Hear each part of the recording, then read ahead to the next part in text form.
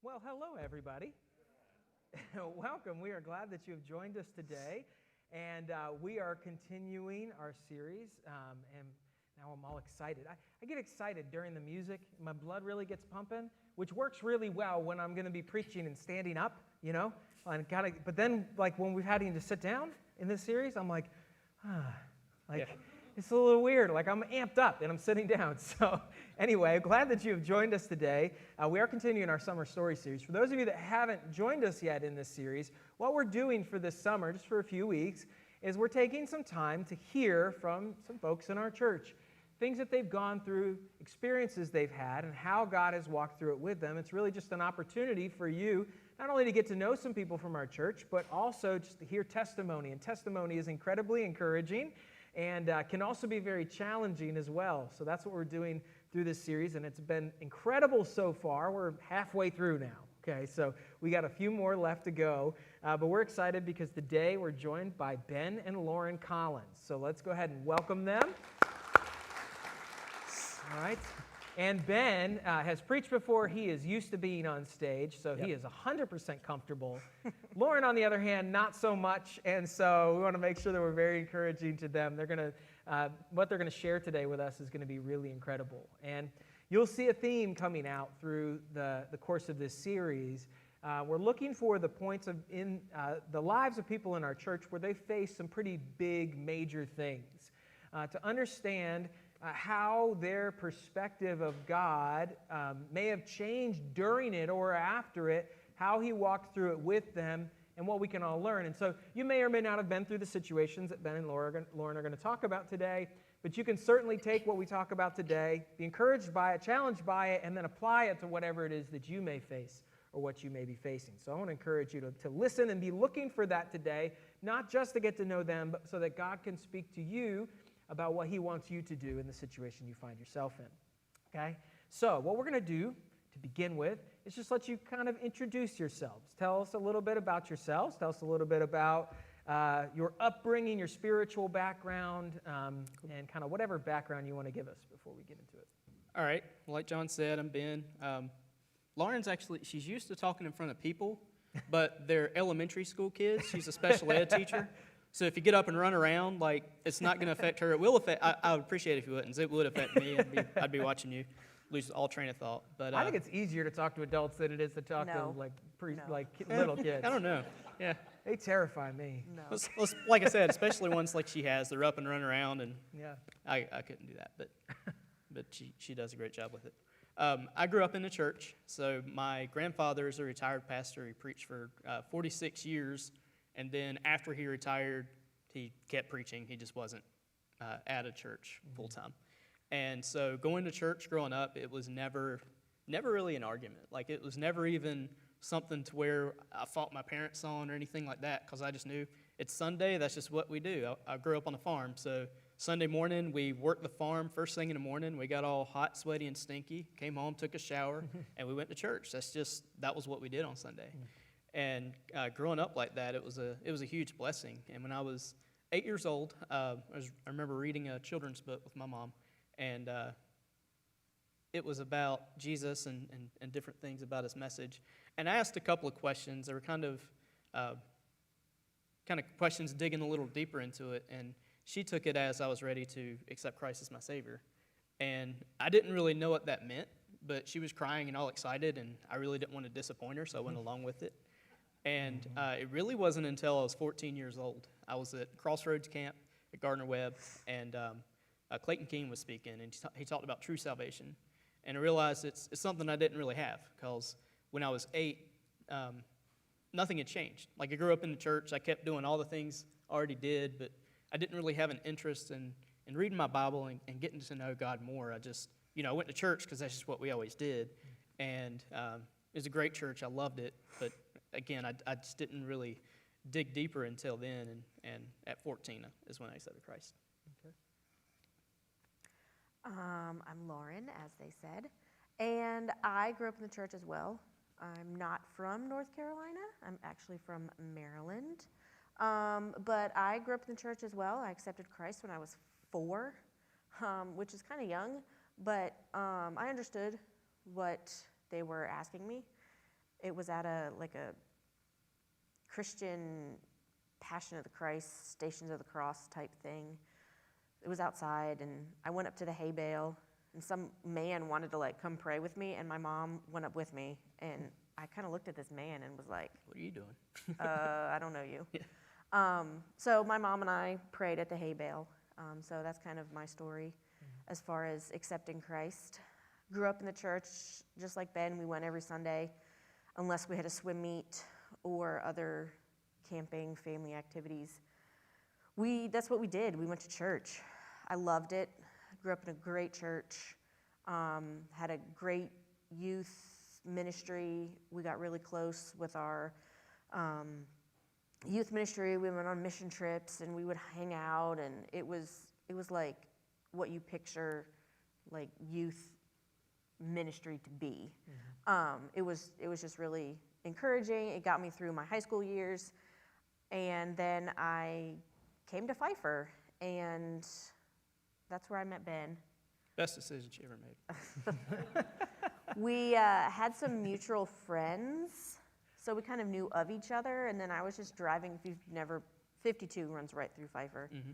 I was on my way back from babysitting, and I was at the only stoplight, and Ben jumped in my car, literally jumped in. Just hopped in. That's, So that was kind of how we knew of each other, but that was when we kind of first started hanging out. well, you left out the best part of that. So I jumped into her car, which she kind of pulled up and she looked and waved, and I just jumped in the car. Immediately, I was fascinated by the fact that she was driving a straight drive. Yeah, all right. I was like, that's impressive. Well, it was that or don't learn to drive at all. Right. So I was just impressed. Yeah. I don't see a lot of straight drives anymore. So When someone jumps in your car, there really are like two options, right? It's either Yeah. love or a carjacking. right. And it's a Right. fight or flight for sure. yeah, Yeah. and in Richfield, it's probably love. Yeah. Yeah. Yeah. You can only go 35. Right. So Yeah. Yeah. there was no speeding. No. So that's kind of my backstory. I am a teacher, like Ben said. Just finished year 10. I don't know what else I would do with my life if I wasn't a teacher. Both my parents are retired teachers in special ed, so it's in my blood. And that's why I went to Pfeiffer. And then we met, got married, and like 8 years later, we had Shiloh. So you've one child, Shiloh. Yeah. Yep. One child. She's 2.5. She's the one today. She's wearing her dancing tutu because she did not want to take it off. So I picked my battles. some battles you're just like, you know what, you look adorable in it, so you go ahead and wear that. Everybody will think the same thing. Yeah. So, but yeah, that's how we met. We met at Pfeiffer. Growing up in the church, that's one thing that led me to go there is they had a Christian missions program, and like Jess was saying, I mean, I've always loved serving other people. So when I saw a degree that was basically that, I'm like, this is awesome. So I went there, and we actually met in Spanish class. We had an interesting professor for that course, and she was in the second class of it. She was Spanish 2 or 200 or whatever it's called, and I was in the basic one. But I mean, I grew up in Union County, so you're kind of bilingual there anyway. So especially working on a farm, and so we were in that class together, and we taught some in there, and I knew I had a lot of interest in her, but just never really moved on it. I was dating other people, and it was actually the summer I went on a mission trip, and when I came back, I remember one of the first questions I asked somebody, I'm like, hey, which her maiden name's Rust. I said, hey, is Lauren Rust back yet? Has anybody seen Lauren Rust? Like, I was all excited to see her and talk to her, and because I realized that summer, being apart from her, I missed her, even though we weren't together yet. And I'm like, that could be something. So that's kind of where it started. Awesome. So you guys graduated from there. You ultimately Yep. you got married. You had Shiloh. Ben, you went to Liberty and got your master's degree in church planting and evangelism, which is awesome. And one of the things that we talked about as we were discussing is that you guys have a testimony, much like we've talked about several times in this series already, where your childhood, you were raised in church and everything, for the most part, went pretty well. Yeah. We've been, I think last week Jeremy was talking about that in his story, and he he used the term vanilla, the vanilla testimony. Hey, vanilla ice cream's delicious, right? It is. It's my dad's favorite. But it's not particularly remarkable, right? And so we've discussed that, but the value of that testimony of faithfulness is a powerful testimony. So what you did was for years were building a foundation, establishing your relationship with God and everything. But it's inevitable that all of us at some point in our life are going to hit difficulty. Yep. And this past year and a half for you guys has been particularly difficult. And some of you know about that because you've walked with us and with them through that. But I know some of you may not. So why don't we just take a minute, and if you wouldn't mind sharing basically what happened last year. Okay. Last year was 2020, which everybody knows. Everybody was affected in that with 2020 in different ways. For myself, it all started back in March. A company I was working for is called Church on Wheels, and really loved my job, but we found out that we had to shut down. Our headquarters was in California, and California just completely shut down. So they wouldn't be able to send any supplies or anything like that. And on top, for those of you that don't know, Church on Wheels, I'm so thankful you were part of our launch team for our church, because Church on Wheels provided a lot of what you see here. Carts and equipment and systems for churches that are portable and starting up, so that they have equipment and systems, and they put it all packaged all together. So Church on Wheels is what provided all of our equipment. So all of our speakers and all the stands and mics and all the cables and everything we have came through Church on Wheels. So it was great to have Ben as a part of the team. But yeah, when the pandemic hit, everything shut down, and certainly no churches were starting up, or certainly portable churches. Oh yeah, like John said, I mean, churches that meet in schools, movie theaters, things like that. Well, 3 things that were completely shut down were schools, movie theaters, and churches. So we did a little bit of work from home at first, and we had a lot of churches did what we did. They did streaming services, so we sold cameras and equipment that go with that. But beyond that, we didn't have really anything to do, because no churches were really getting off the ground. No churches really needed anything, because across the country, nobody was going to church. They were attending church from home or, different things, but they weren't going, to the actual physical church. So, and that was something, at first I was like, okay, working from home, I've done that some. It won't be that bad. And I didn't realize it actually took a toll on me, because I'm I have a personality where I really like talking to people. And Lauren laughed, because she's witnessed this for almost 11 years now. But and I really enjoy meeting people, talking to people. And with that, I mean, I called some churches, and every church I called, they're like, yep, nope, we can't do anything right now, or we've got a freeze on this or a freeze on that. And I'm like, all right. So I'd call somebody else, same thing. And pretty quick after being at home, we didn't have anything to do. And growing up on the farm, I've literally worked since I could walk. So not working was a challenge in and of itself. And a couple of months after that, thankfully I was drawing unemployment, because it was a work slowdown. So I was able to get that, and we really thought it was going to be short term. We thought maybe a couple of weeks, at most a couple of months, and wound up being a lot longer than that. But we went on vacation, and we have family members that have a beach house at Oak Island. So we were somewhere kind of like this, but without the musical instruments.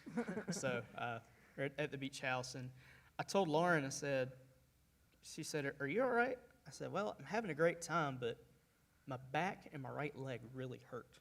She's like, what? I'm like, yeah, it's really bad. She's like, well, that's interesting. I said, yeah. So I noticed the pain then, and it kind of come and go, so I didn't really worry too much about it, because again, I wasn't working, wasn't really going anywhere. So the only thing that suffered with that was we had just bought a house, because we didn't know we were about to have a global pandemic, so we bought a house, and we had a lot of stuff in the house that we wanted to do, and I couldn't do a lot of it physically from that. But beyond that, I didn't have much of a difference. So I waited a little bit, and then a couple of weeks, and finally I was like, I need to get this checked out. So I went to the doctor. Lauren made me. I'm a little hard-headed about doctors, as most men are, if we're being honest. Yeah.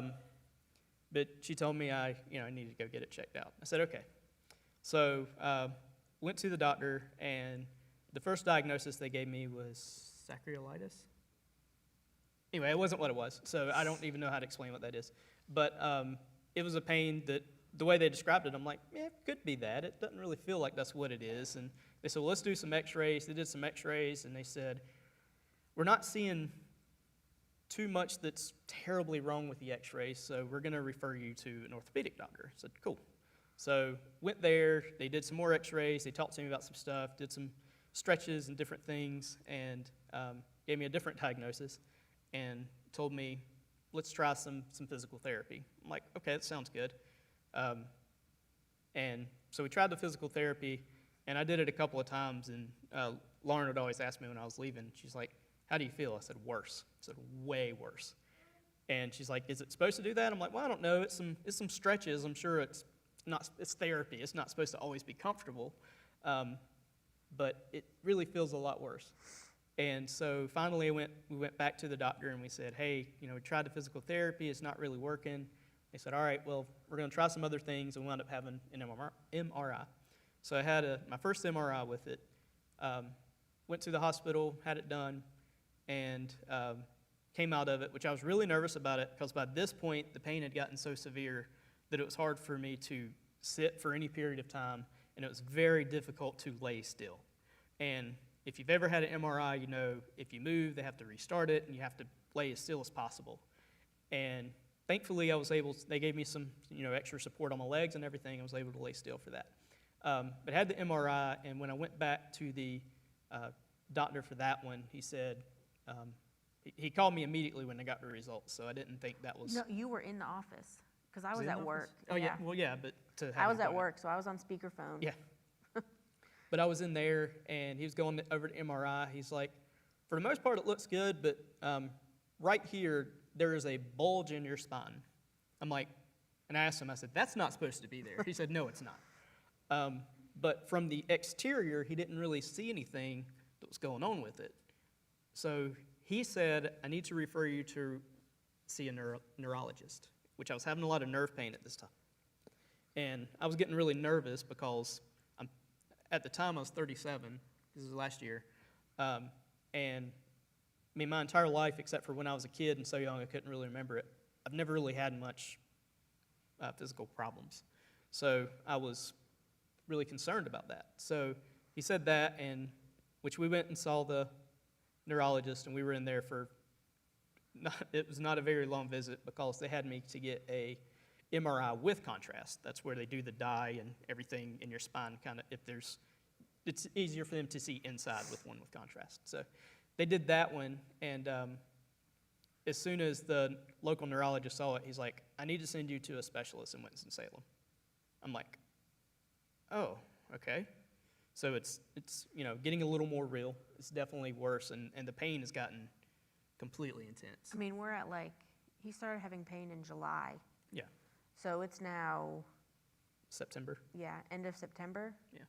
And he's maybe sleeping 2 to 3 hours a night. Yeah, on a good night. Sitting up on the couch. It's painful to lay down. Mm-hmm. Painful to get out of bed. He watched the whole Star Wars.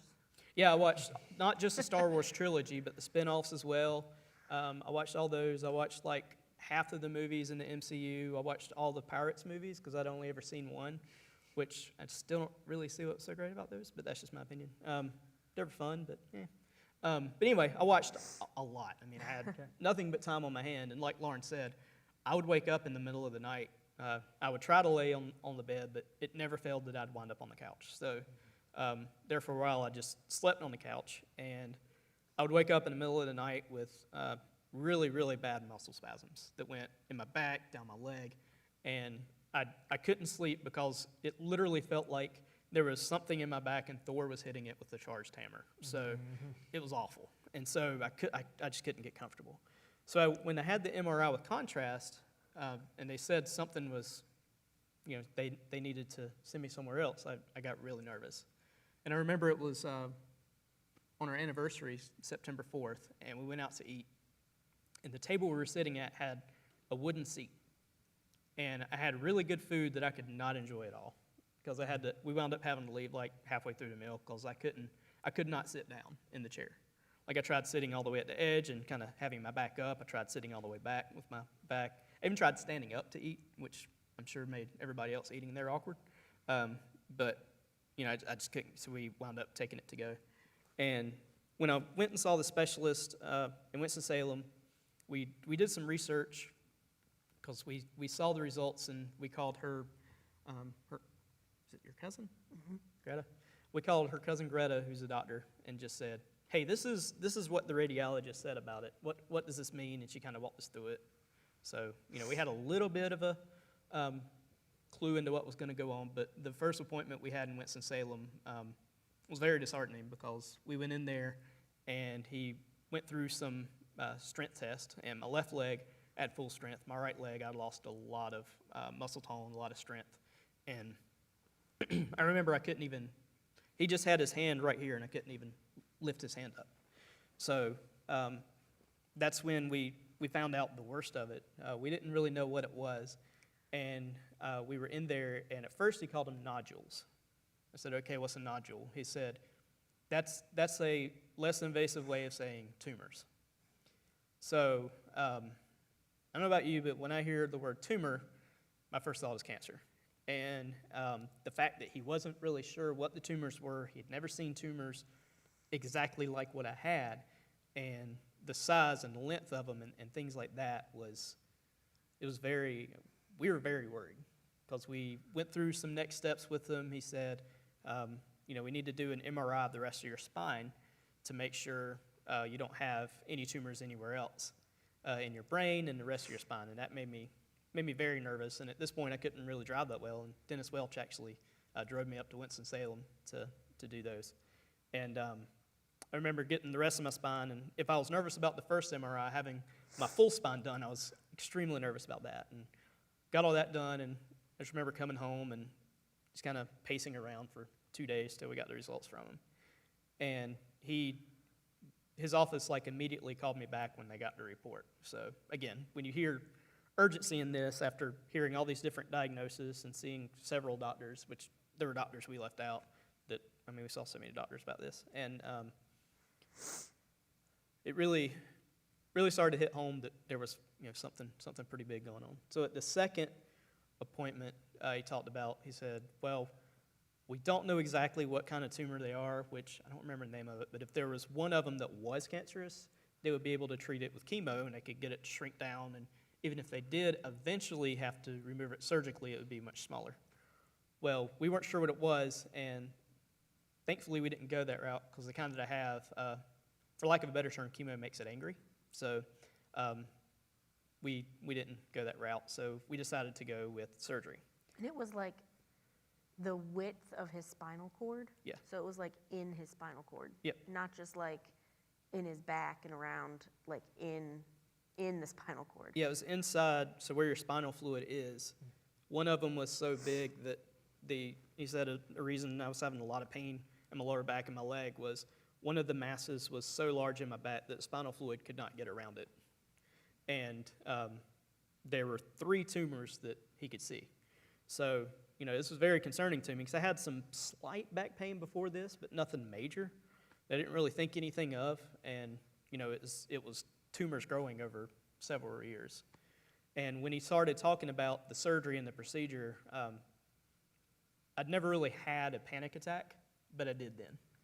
And this was during the height of COVID, and I made the doctor really nervous because I take my mask off, and I'm like, I got to get some air. And he's in a rolling chair. He kind of pushes back. He's like, okay. Because, obviously COVID was going on at this time. So, and so he was concerned about that. And when we talked about the surgery, I was deeply concerned about that because the most major operation I'd ever had other than that was having my wisdom teeth taken out when I was 16. So never had any kind of procedures. But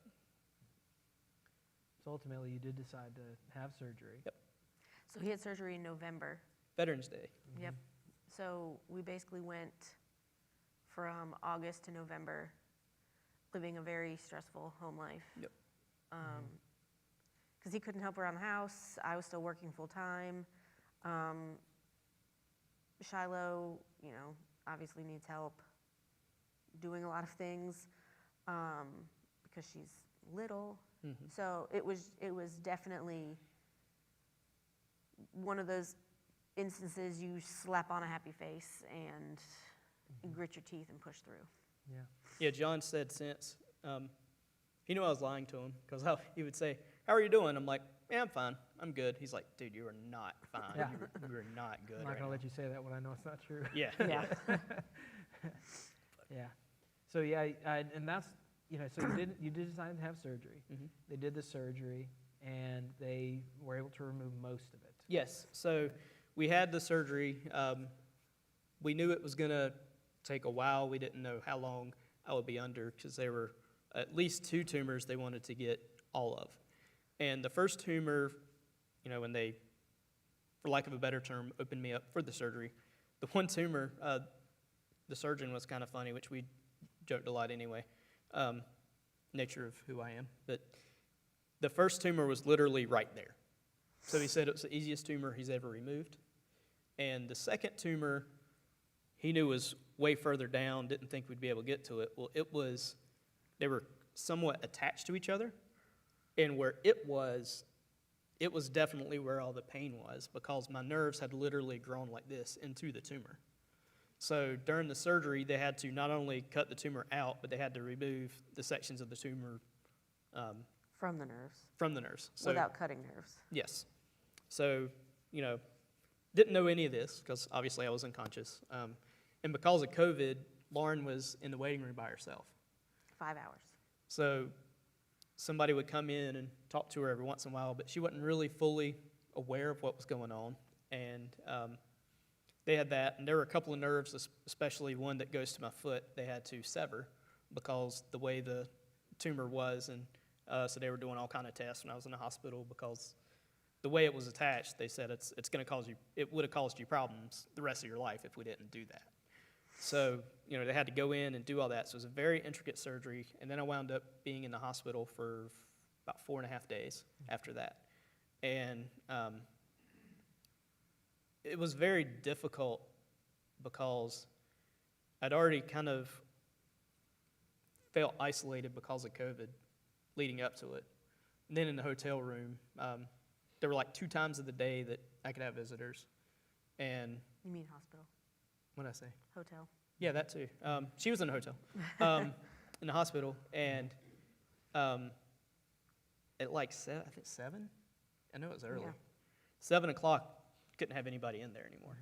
So all night long, and I'm used to not getting much sleep, so I'd kind of doze off during the day and try to make myself go to sleep. But when you've kind of been alone with your thoughts for that long, and then having even more time alone with your thoughts, I just had a lot of time there to, not only think, but I watched a lot of Office reruns, which I'm a huge fan of The Office, so that was good. But and I read my Bible a lot on my phone because I had literally nothing but time, and they'd come in, and I kind of hated it when they did come in. So they usually had to move me around or do something, and it was extremely painful.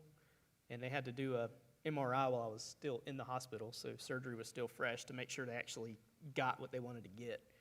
And that was by far the worst of it when I was in the hospital because they had to slide me off my bed onto this hard surface and push me in there, and what they slid me on was hard. So the surgically repaired back, I'm in church, so I've got to be honest. I said a lot of words that I would not say here.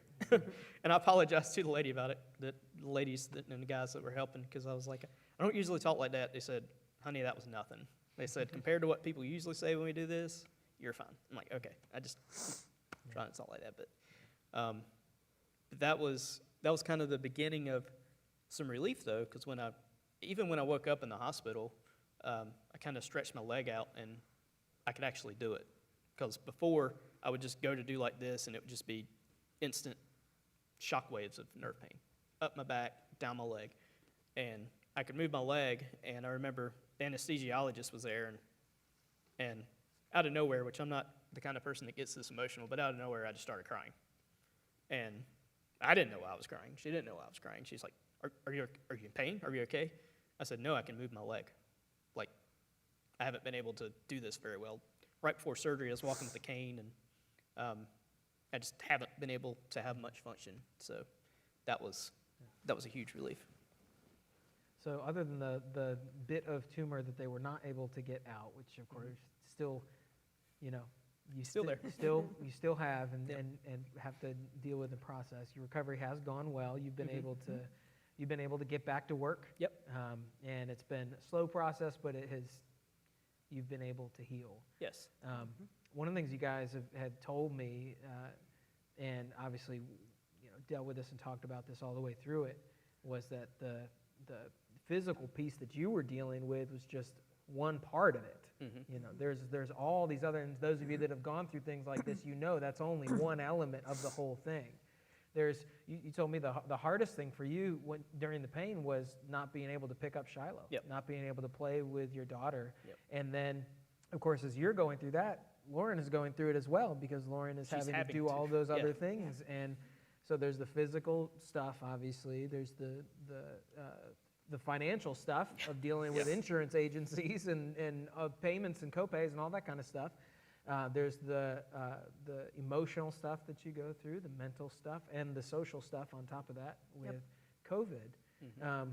And so it was hard on a lot of levels, a lot of levels.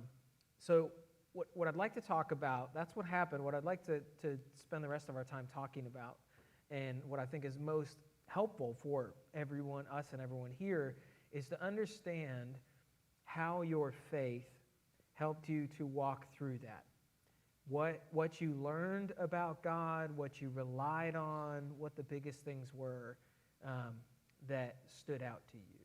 So if you can kind of talk, first of all, just kind of talk about, you're in the middle of this and everything feels like it's, you know, Ben's back is exploding. That was the phrase that we coined in an email. Yeah, Ben's back was exploding, and everything else seemed like it was exploding too. So, how did your history with God play into that? What was your mentality? How did you think about Him?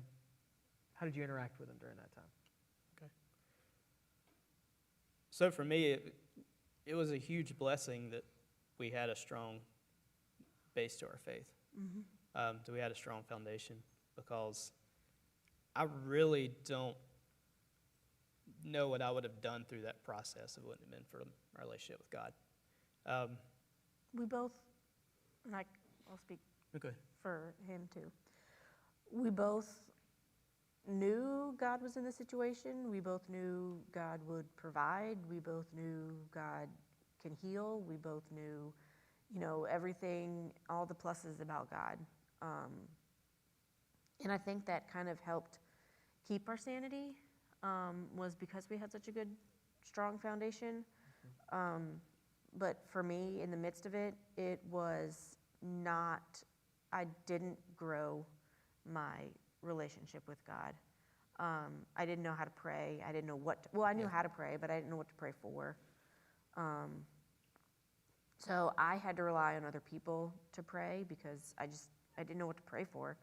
I didn't know how to ask. I didn't know what to ask for. Most of it was confusion, just with medical stuff. And then most of it was just like, you know, we've had this foundation, like, why? Not that I was angry at God, but just kind of like, what purpose is this going to serve?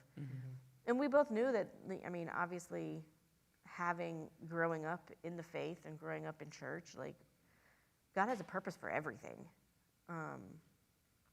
And that just kind of kept me level-headed, kind of kept me going, but I didn't try to grow my relationship. It was hard to pray.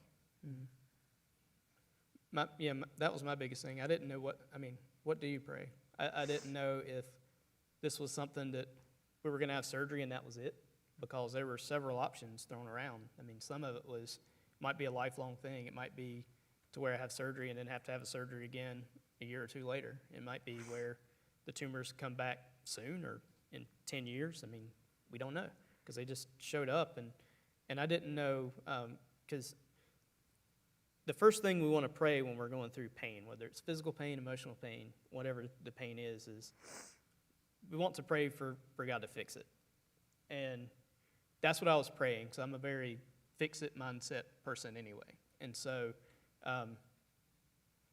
and a lot of the late night prayers when I couldn't sleep was, God, I pray that you'll give me rest. And as I was praying, and every time I got done praying, I'm like, God knows I need rest. And I realized that a lot of times I was praying, I was doing the right thing by praying, but I was praying not the wrong prayers, but some of the things I should have worded it differently. So I started praying more for God, help me get through this and help me help others through this. Because, I mean, obviously not everybody's going to have spinal tumors that they go through, but everybody's going to go through something difficult. You know, God, teach me something that I can share with other people. And I started praying that, but I was kind of like Lauren, honestly, there for a pretty good season. I was spiritually numb. I was just, when you're in that much pain, literally around the clock, like there was not a time of day that, it's not like between 2 and 3 it was good. It was all day long. There was no change. And you can't really sit down. You can't really lay down. You want to lay down because you're exhausted. And if you stand too long, you start to hurt. So it's just, what do you do? You know, and going through that, our relationship with each other, it was very important to me to try to still serve her as a husband, even though I couldn't really do much, because I didn't want it to just be where she's taking care of Shiloh and myself and literally everything. I mean, she had to take care of so much stuff that I physically could not do. And so there was a lot there where, you know, I just wanted to still show her that I loved her. And because of that, spiritually, I had some things that I realized I had to reconcile with God, because I was angry with him about some things. And I never said, God, I'm mad at you or anything like that, but I realized that I was upset about a lot of things. And John invited me to go to a retreat. It's called, I always say it backwards. Rock in the River. I know. I always say River in the Rock. It's Rock in the River. And it was incredible, because there were a couple of guys that went, and we all had been through some kind of adversity recently.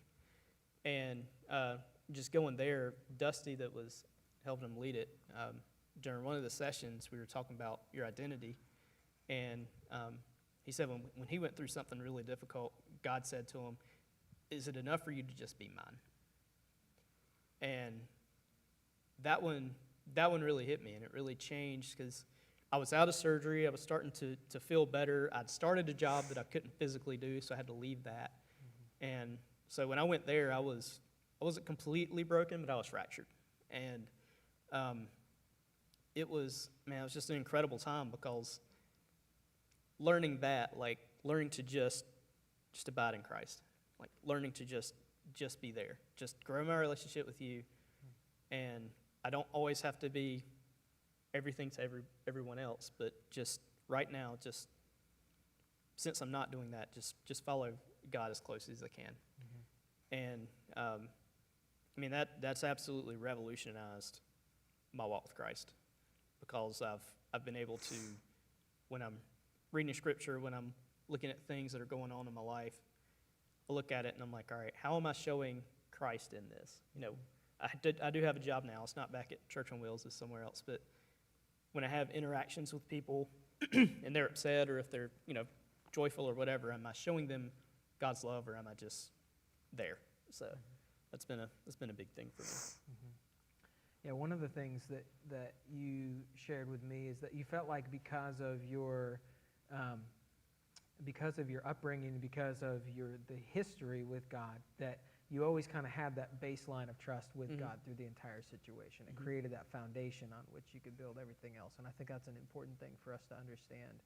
But you also were asking that question in the middle of it, you know, why is this happening? What are you trying to do?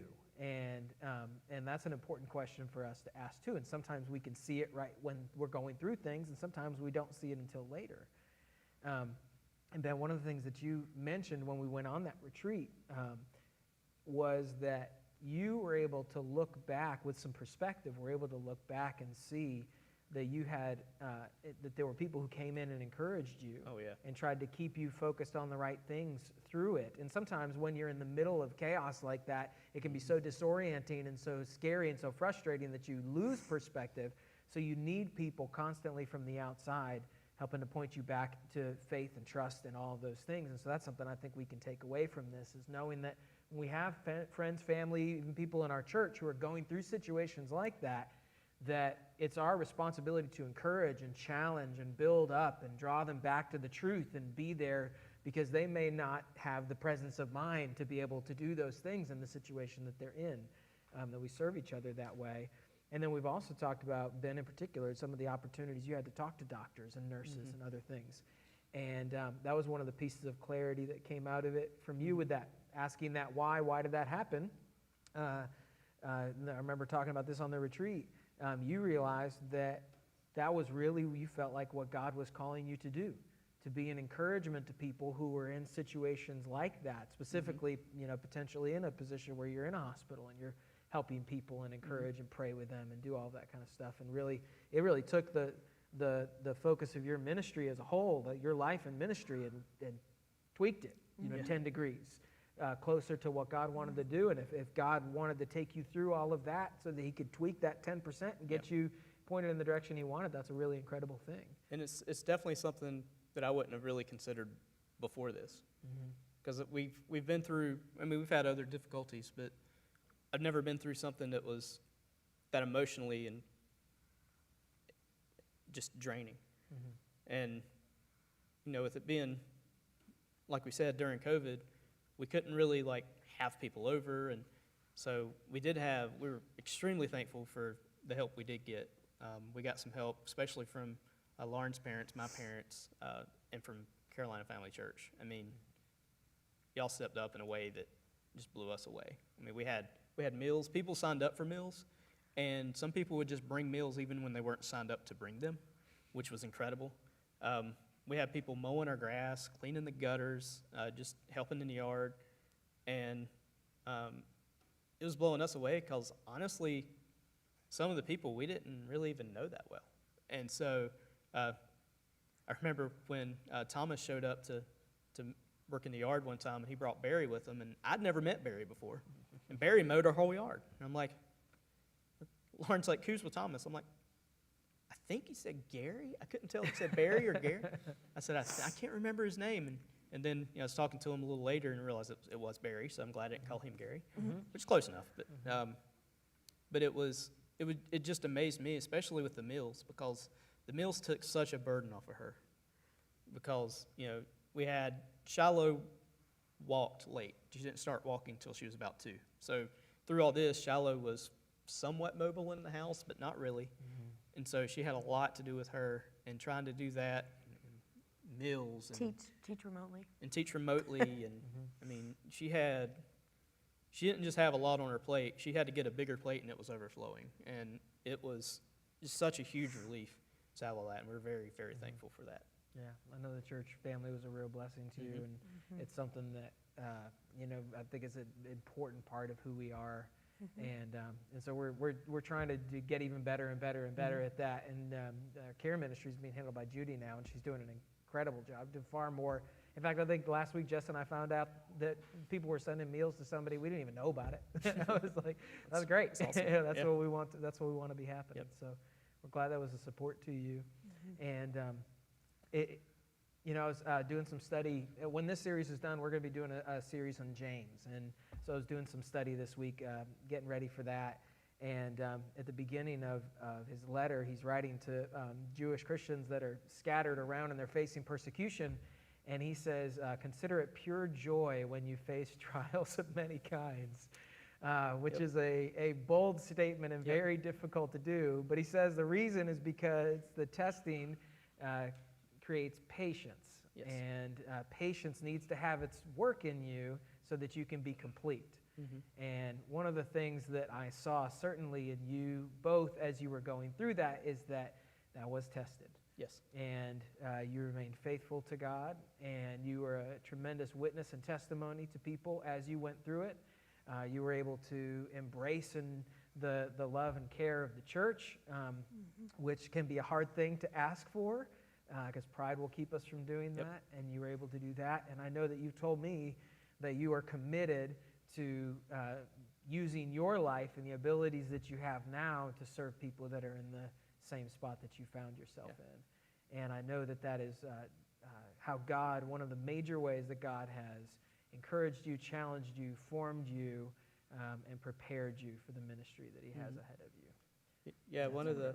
one of the ways we're able to do that was Jess came to me, several weeks ago now, but she said, we have somebody in our church that's having back surgery.